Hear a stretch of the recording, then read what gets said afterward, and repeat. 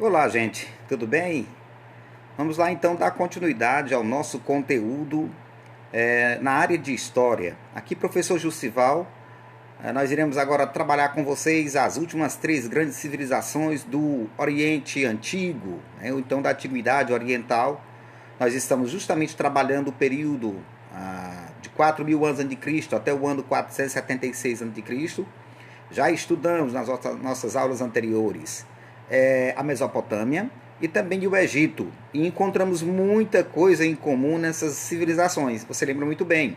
Duas grandes civilizações, né, conhecidas como crescentes férteis e também sociedades hidráulicas, uma vez que utilizavam bastante água dos rios, Tigre e Eufrates na Mesopotâmia e Rio Nilo no Egito, para poder ser, né, a sua fonte de vida, né, na sua civilização.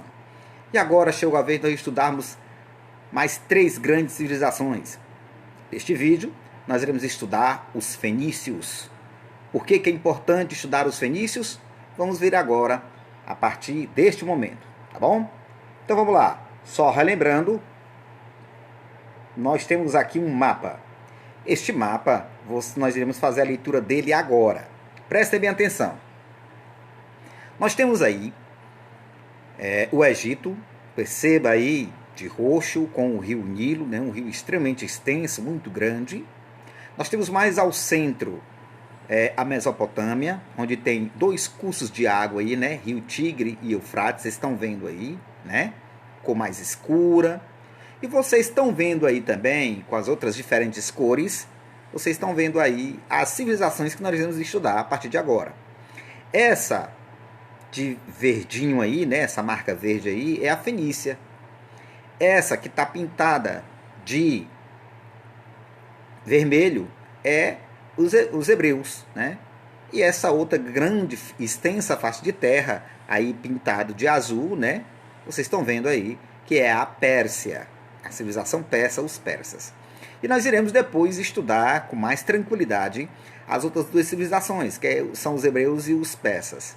Mas nesse momento, nós vamos estudar a Fenícia. Quero que vocês derem uma olhada e observem aí, na oeste, o nome Mar Mediterrâneo.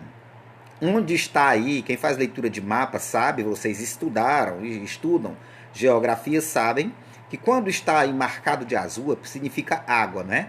Então veja bem, na região oeste aí nós temos o Mar Mediterrâneo.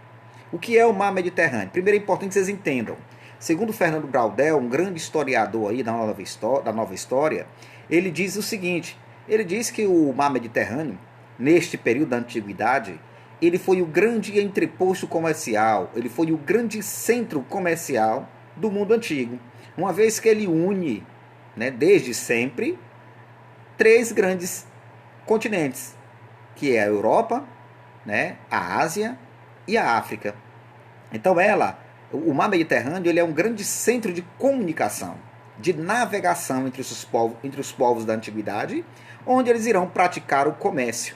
Portanto, o Mar Mediterrâneo é extremamente fundamental, né, neste processo de aprendizagem a partir de agora, sobretudo com os fenícios. Vamos explicar por que agora. Primeiro, analisem aí essa embarcação. Olha a imagem, que coisa engenhosa, né? Vejam que há cerca de 2.500 anos de Cristo, uma sociedade como a Fenícia, que surgiu às margens do Mar Mediterrâneo. Percebam aí que eles têm aí uma construção assim bem elaborada de uma grande embarcação. Olha só que embarcação interessante, né?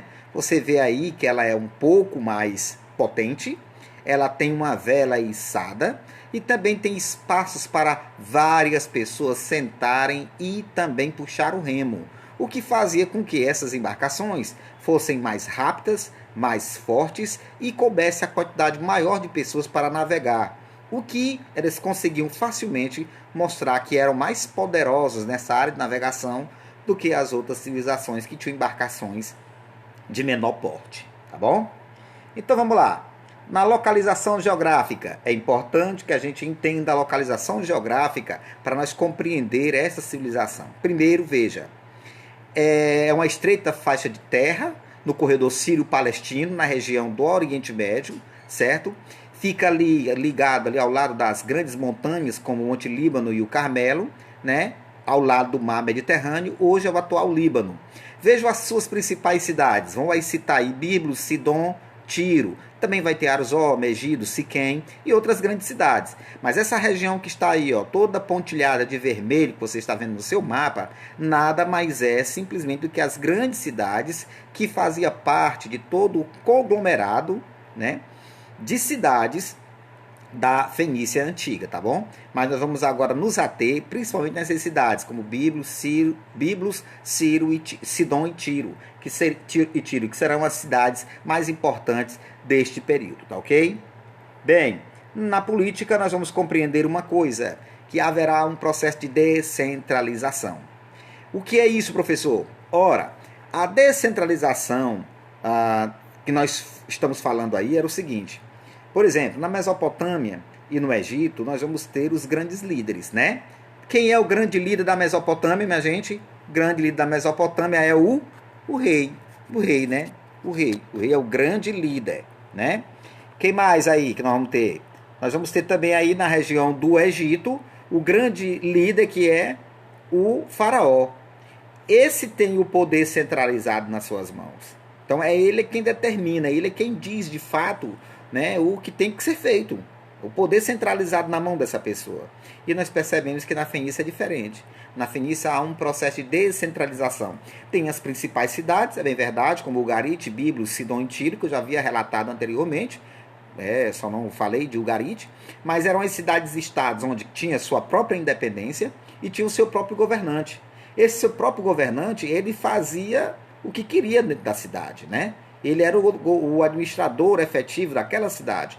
Portanto, ele era descentralizado. Cada cidade era contida como cidade-estado, tipo cidade independente, né? Não exercia, por exemplo, uma prestação de contas para um poder central. Portanto, o poder era descentralizado, porque em cada cidade tinha um chefe mandatário, entenderam? Ora, essas cidades, por elas praticarem comércio, por elas praticarem a navegação, elas tinham uma ampla concorrência. E tinha uma grande característica, era exercido sobre uma política chamada de monarquia e oligarquia plutocrática. O que é isso? É uma pessoa que manda naquela cidade, mas geralmente essa pessoa que manda, ela não é oriunda de uma classe de gente pobre, não.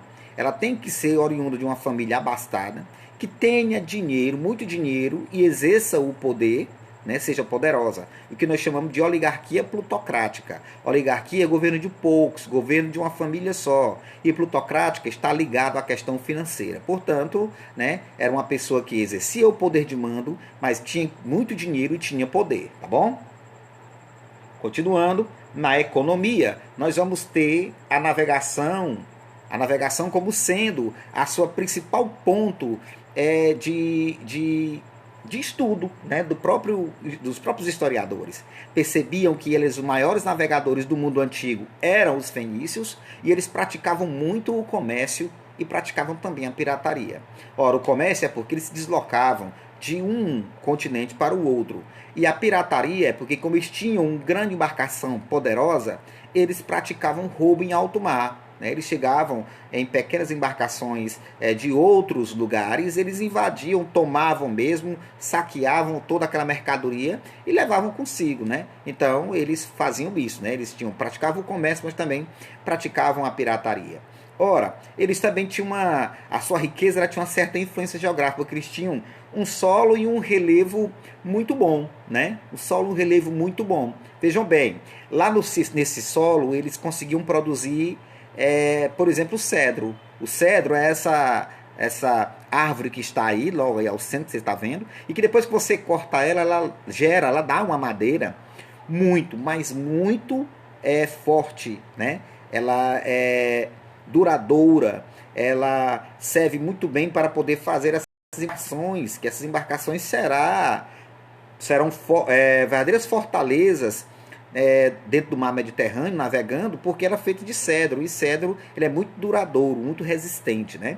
E também eles tinham, gente, uma produção de múrice. Aí você pergunta, o que é múrice? Eu vou aqui colocar um pouquinho mais aqui para vocês enxergarem o que é o múrice. Era um crustáceo que dava às margens das rochas, que ficavam às margens da praia, né, do mar Mediterrâneo, no seu litoral, na Fenícia, e eles era obviamente que pegavam esses crustáceos e eles produziam bastante. Então, né, eles tinham essa riqueza natural que também seria o próprio crustáceo múrice.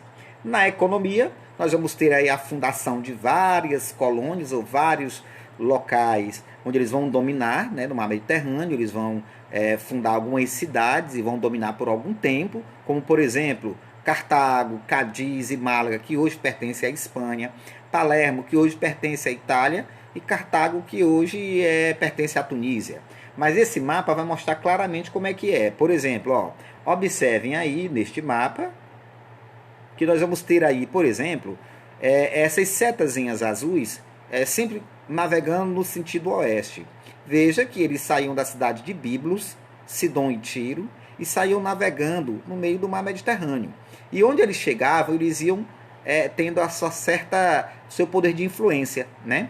E aí eles chegaram, ó, até a ilha de Malta, a região de Cartago, a região mais aí de Málaga, e todo mundo tá vendo aí, né? Esse nosso mapinha mostrando claramente onde é que eles conseguiam navegar, fazer comércio e exercer a sua grande influência e fundar, né? Fundar novas cidades, que foram o que eles fizeram ao longo do seu período de navegação e de controle desse mar Mediterrâneo, tá bom?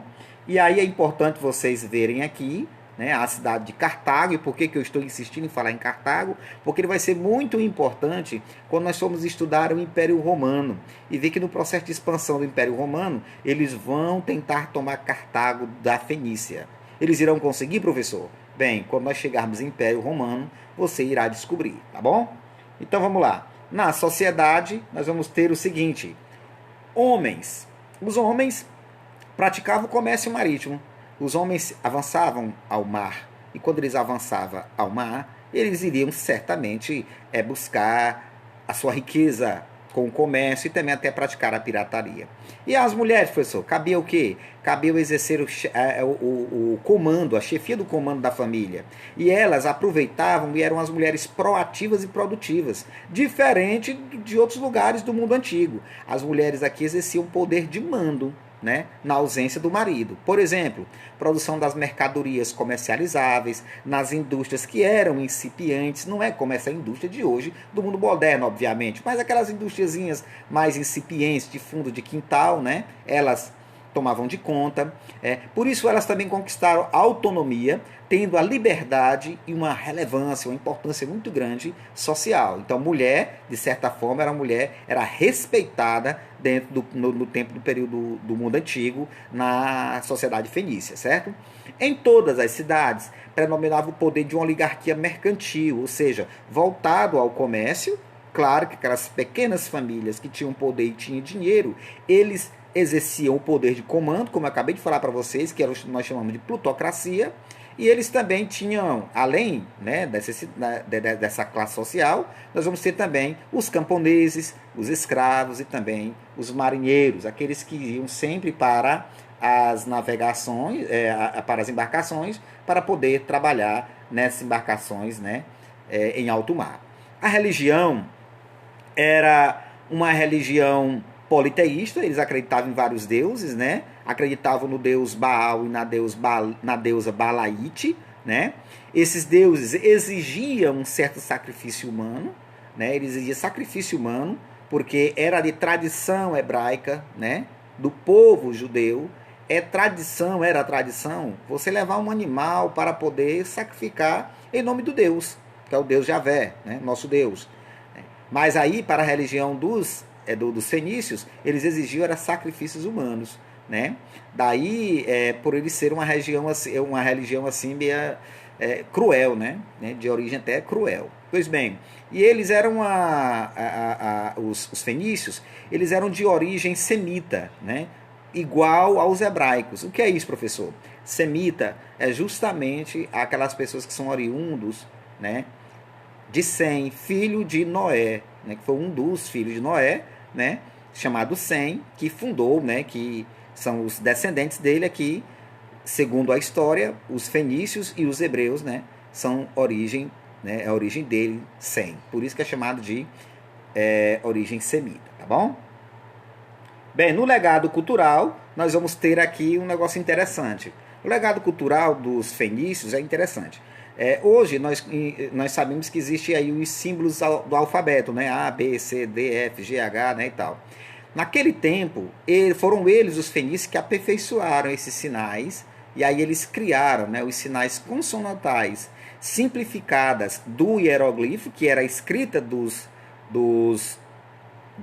egípcios, e da escrita cuneiforme, que era de origem, né, dos mesopotâmicos, conforme nós vimos nas aulas anteriores, certo? Então, diante disso, eles começaram a simplificar esses símbolos e aí ficaram criando os símbolos que hoje nós conhecemos como símbolos do alfabeto. Por exemplo, olha aqui no primeiro símbolo aqui, logo aqui acima. Nós vamos ter aí o quê? Nós vamos ter aí o Egito, né, o símbolo egípcio. Aí depois nós vamos ter aí o símbolo fenício, né, que é meio que invertido. E hoje como é que é o símbolo aí? Ó? O símbolo de origem romana, né, o símbolo romano, o A que nós conhecemos hoje. Né? Então eles foram, de certa forma, aperfeiçoando esses símbolos para dar origem ao nosso alfabeto que nós temos hoje, tá bom? E aí eles também, como legado cultural, técnicas de comércio e de navegação, né? São eles que vão ter todas aquelas técnicas de saber como é que vai navegar em alto mar, como é que eles vão fazer para poder suportar determinadas tempestades em embarcações. Ou seja, esses caras são extremamente importantes, né, para, né, o mundo de hoje compreender essas coisas, tá bom? Enfim, aqui nós encerramos a nossa aula, né, sobre os fenícios. Espero ter tirado dúvidas de cada um de vocês. E no próximo vídeo, em uma outra oportunidade, nós iremos trabalhar sobre os hebreus, né? Que é uma civilização por demais importante e que deixou muitos legados interessantes para a sociedade atual. Tá bom, gente? Um abraço e até a próxima oportunidade.